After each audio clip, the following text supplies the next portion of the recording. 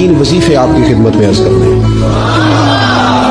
सख्त मुश्किल जब आती थी ना तो सहाबा पढ़ा करते थे हस्बुनल्लाहु व निअमल वकील, निअमल मौला व निअमन नसीर। इसका माना बड़ा खूबसूरत है।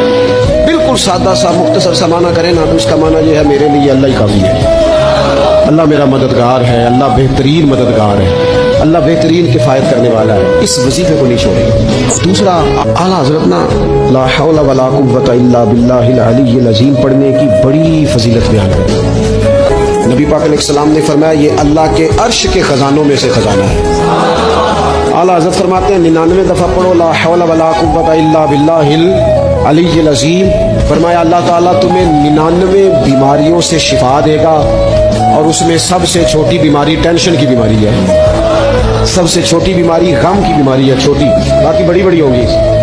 इस वजीफे को नहीं आपने छोड़ना। और तीसरा वजीफा है दरूद पाक। ये बंदा दरूद पाक पढ़ता है तो पता होता क्या है, एक बार पढ़ो तो 10 रहमतें, 2 बार पढ़ो तो, 3 बार पढ़ो तो, 4 दफा पढ़ो तो फिर तो चारों जानब रहमत ही रहमत हो जाती है। दुरूद पाक को कभी ना छोड़ो अपनी जिंदगी में। आज आप अपने आप से आहद करें, कोई रात ऐसी ना गुजरे कि दुरूद पाक पढ़े बगैर हमें नींद आ जाए।